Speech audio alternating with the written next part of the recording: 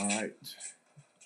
So, hello, I'm Randy and I'm an alcoholic. I'm really grateful to be here as always on a Wednesday. I get to go to London. It's fantastic. No jet lag. And I get to hang out with my friends. So I have so many friends in the room and new people tonight. I think we're on step 5 tonight. Is that correct? What? Yes, that's correct. Okay. All right. So I'm just going to tell you a little bit about me first because there's a lot of new people to the meeting tonight. I'm Randy. I'm an alcoholic. And I also have the disease of alcoholism. For me, when I say I'm alcoholic, that means that my body has become allergic to alcohol. I can never, ever drink alcohol successfully ever again. But my problem isn't alcohol. My problem is alcoholism. It's a disease that centers in my mind. And because I have this disease keeps me restless, irritable, and discontent. It keeps me unsatisfied and fault-finding and opinionated. It keeps me always in a hurry and easily frustrated. And because I have this mind of an alcoholic, this alcoholism, I can't live in the world that I'm in. I can't live to good purpose. I'm constantly at odds with everyone and everything because I have this unsatisfiable fault-finding mind. And so what happens to me is I go out into the world, excuse me, I go out into the world and I think now I'm not drinking, things should be better. And I go to work and I get to work and I'm not that good of a worker because of my mind. I spend a lot of time daydreaming and fantasizing and my mind tells me that I'm better than the boss at work. And it tells me I should be the boss. And it tells me they're not paying me enough. And it's constantly talking to me. And it talks to me in my own voice. And I believe everything it says. And so I'm constantly restless, irritable, and discontent. Discontent means unsatisfied. And I didn't know what was wrong with me. I had 2.5 years of sobriety, 3 years of sobriety, and I wanted to kill myself a lot. And I thought, this is crazy. I have time. That was time. Why would I want to kill myself? I'm not drinking anymore. Why is my life so terrible? And then I thought, well, I just have bad luck. I'm just an unlucky guy. I have a bad picker. You hear that in AA meetings all the time. I have a broken picker. Well, I don't have a broken picker. I don't. What I have is a fault-finding, opinionated, unsatisfiable mind. So no matter what I get, it doesn't satisfy me. Even when I get exactly what I want, my mind says, oh, that's nice. We got that, but we need that and a Porsche, or we need that and some more money, or we need that and a bigger house. And it's never satisfying. And I'm always driving. I can never be where I am. I always need to be somewhere else. You hear all the time in meetings also, when I get there, I'll be happy. When I get the car, when I get the girl, when I get the right job, when I have the right amount of money in the bank, I'll be happy. And that's the biggest lie going. Because if I'm not happy now, I'm never going to be happy. This is a right now program. It's a program of recovery, and it's 12 steps. And the 12 steps are in order. And I have to live those 12 steps to treat the disease of alcoholism, not to not drink. I can never, ever drink again. And for me, to not drink is to not take the medicine. So for me, not drinking is not a gift. It's a painful experience if I don't have a treatment of the disease. And the 12 steps, the whole purpose of the 12 steps is to have a spiritual awakening, is to have the spirit that's in me awakened so that maybe I could be satisfied. Maybe I could enjoy this moment. Maybe I could just be in the room of an Alcoholics Anonymous meeting and not be judging the speaker and not be finding fault with the chairs and the tea and the person I'm sitting next to. Maybe I could just enjoy myself for 1 hour, just enjoy myself. So challenging with alcoholism. So the whole purpose is to have a spiritual awakening. It's not to not drink. I can never, ever drink alcohol again. But I came to AA for many years thinking that if I didn't have the desire to drink today, that my disease was treated. And that's a lie, because the disease is not drinking. The disease is a mind functioning disease. It's a mind powering disease. And not drinking is just the beginning. And I can never, ever drink alcohol again because of the allergy of my body. There's no telling when I'm going to stop and what I'm going to do. And I black out and I do crazy things. I can't drink alcohol anymore. And then my problem starts. Because now I've got to live in this world without the medicine. And so there's 12 steps. The 5th step says that I'm going to admit to myself and to God and to another human being the exact nature of my wrongs. That is a big order. I can't do step 5 without the other steps in my life. And so just real fast, I'm going to recap the other steps for my life as a way of life in the day that I'm in. I can never, ever drink alcohol again. That's the first principle of the first step. I've become allergic. There's no more good times left for me drinking. It's over. I can't drink alcohol. So now what? So now I walk into step 1, and it says that I also have an unmanageable life. My life that's unmanageable is not my outside life. When I stop drinking, I can tie my shoes. I can drive my car. I can show up for work because I'm not hungover and I'm not too sick to show up. What's unmanageable is my mind. It's what my mind tells me while I'm drinking that makes driving intolerable. And it's what my mind tells me while I'm at work that makes work unbearable for me. It's not the work. I can do the work. Most of the work that I have to do is simple, but it gets so painful because my mind tells me that I'm in the wrong job and I'm getting paid the wrong amount and I should be the boss. And why does he get to be the boss? And I spend the whole day completely wearing myself out on the inside, talking to myself about how wrong everything is. And all I had to do was move some papers from one pile to another pile in an alphabetical order. That's all I had to do. That's not hard. But my mind makes it impossible. And at the end of the first step, it says, I stand ready to do anything which will lift my merciless obsession. I'm not mercilessly obsessed with alcohol today. I'm mercilessly obsessed to have the right amount of money in the bank, the right girlfriend, the right job, the right car, the right haircut, to weigh the right amount of weight, to get paid the right money. I'm mercilessly obsessed always about one thing. But it's not alcohol anymore. It will get to alcohol. If I stay miserable long enough, I will get back to where I become obsessed with drinking again. If I don't maintain my spiritual connection, I will get back to a place where alcohol will seem like a solution again.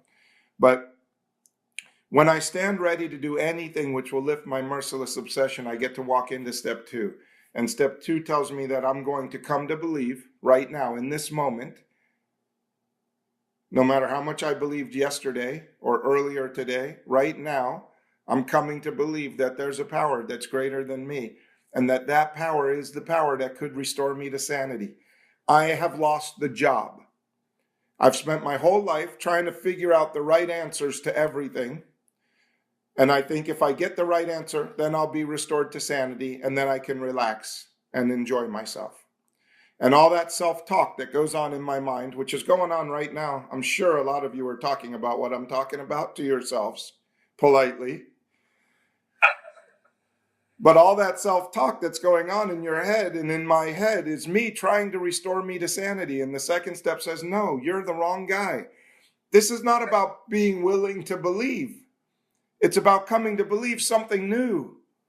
I'm the wrong guy to restore me to sanity. I can no longer ask me what I think about anything. Now it sounds like this. Power, what do you think? What do you think? Could you help me be the man you want me to be? Could you help me listen like the dying could listen? Could you help me be here in this room right now? And it starts right now. You're not going to do this when you get home.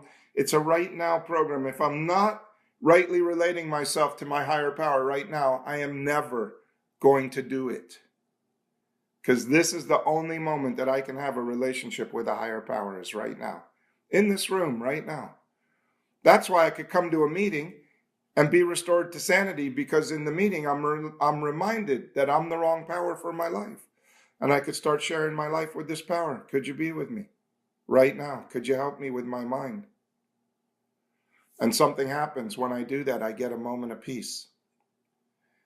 And as I collect these moments of peace, I start to find that, hey, every time I go to this higher power and I share my life with this higher power, I get some peace. And when I have enough of those moments, I walk into step 3 and I say to myself, okay, I can make a decision today. I either get my mind, which is constantly restless, irritable, and discontent, or I could share my life with this higher power and be restored to sanity, which feels a lot like being at peace. And I can make that decision. I can turn my thoughts and my actions, my life and my will and my life, my thoughts and my actions over to the care of God, as I understood him, because it's now understood by me that when I share my life with this higher power, that something happens. It's God as I understood him. It's my understanding. You have to get your own. Everybody has to get their own understanding of their higher power. I can't give you mine. You could agree with mine, but you can't have mine. You have to go get your own. And that's why it always says in the book, God as I understood him. Because I did something and I had an experience and now it's mine. I understood it. I don't understand God. I'm never going to understand God. But I have my experience of God. It's mine. And so that's 1, 2, and 3. And that's the basis of the whole program. Because if I could be in a place of having made a decision to turn my will and my life, my thoughts and my actions over to the care of God right now, I'm done. It's done. That's all that I need, is to be in that relationship with that higher power. The rest of the steps are to help me to stay there, because I can't stay there if I'm full of resentments. Because I'll see somebody as I walk out of the meeting, I'll see somebody and it triggers my resentments, and my resentments take me back to self and my judgmental, critical, fault-finding mind. And then I'm back in alcoholism again. And I'll stay in alcoholism until I get in enough pain to where I'm willing to do anything that will lift my merciless obsession. And right, so I'm doing 1, 2, 3, 1, 2, 3. I'm doing the dance. If I do 4, I have a chance of starting to see who I really am sober, no alcohol. I'm a resentful, angry, fearful, self-delusional person.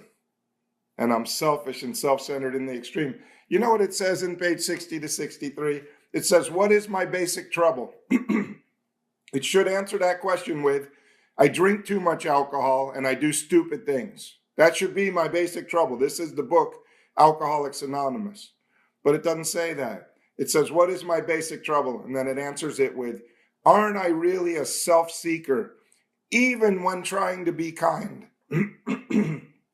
Sorry, I don't know what's going on with my throat today.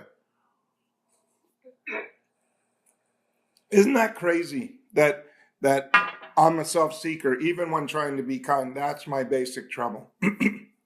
So I'm going to have to see that, and I start to see how much of a self-seeker I am in step 4.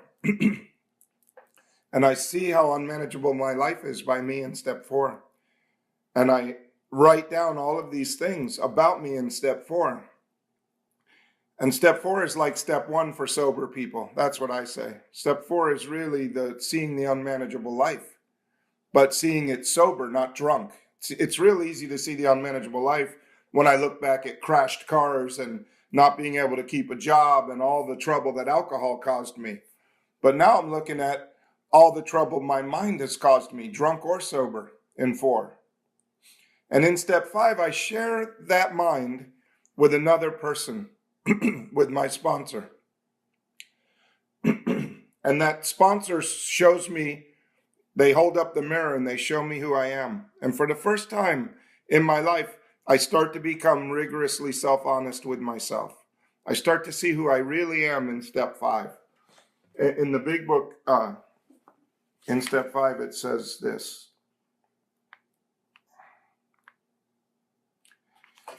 Uh, sorry. More than most people. More than most people. I read the book in the eye because I think this is a book for my life. More than most people, I, the alcoholic, lead a double life. I am very much the actor. To the outer world, I present my stage character. This is the one I like my fellows to see. I want to enjoy a certain reputation, but I know in my heart I don't deserve it. Isn't that amazing?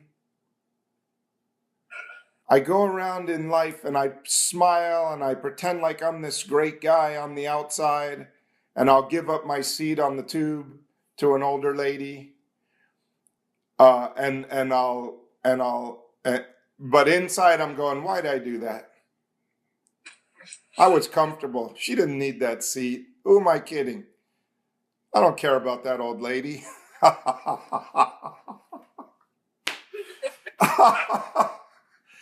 Oh man, rigorous self-honesty is a painful experience. But I do that, I do that everywhere in my life. I walk into work and I smile and I pretend like I'm happy with what they're paying me and I'm happy to do this job, but inside I hate it and I know I'm moving on the first chance I get and I'm finding fault with it. But outside I'm smiling. Thanks for the paycheck. I'll see you next week. So step 5 is really a lot like step 2, where I'm being restored to sanity. I'm seeing who I really am. The book says in How It Works, it says that those who do not recover are people who cannot or will not completely give themselves to this simple program. Usually men and women who are constitutionally incapable of being honest with themselves. Well, the reason I don't completely give myself to this program is because I am constitutionally incapable of being honest with myself. And until I do step 5 and step 9, I can't really see who I am. And so I give myself half-heartedly to the program.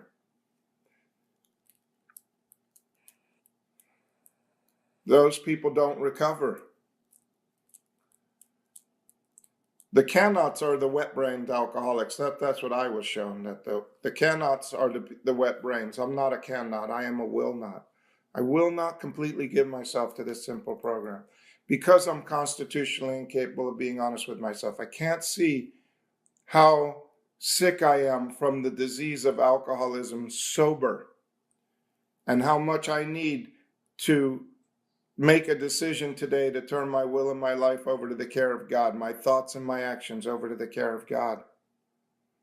So I still try to run my life because I still think I'm a good power. I still think one day I'm going to get it right. I have the delusion so deep inside of me, the delusion that I'm going to wrest satisfaction and happiness out of this world if I could only manage well. You know what that means? That means I have the delusion that I'm going to go to an AA meeting and I'm going to hear a good speaker and I'm going to learn a new trick and then I'm going to go out in the world and be able to get what I want. That's managing well. Or I'm going to read a self-help book and then I'm going to be able to manage well. Or I'm going to read a book about how to make a lot of money and then I'm going to learn something and I'm going to manage well. I have that delusion so deep inside of me. But the truth is that all knowledge and all power is already inside of me. It's already there. All I have to do is tap into it. And when I tap into it, I have the best life I've ever known. And that's what Alcoholics Anonymous is about. It's not about learning something new. It's about surrendering to being willing to live a life based on a higher power, based on a relationship with a higher power, where love and tolerance is my code, where I wake up and I think of making honesty, tolerance, and true love of man and God my basis of daily living. That's a tall order. That's a tall order. I woke up this morning and the basis of my life was get some breakfast and try and get my daughter out of the house peacefully. Anyway, I love this meeting. I can't wait to hear from all of you. So thank you for letting me share.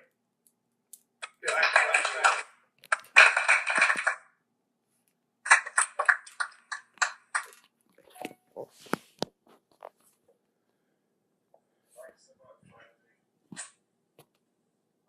So now we're going to have Sharon back. If you'd like to share, please come up to the front here and sit on the stool so Randy can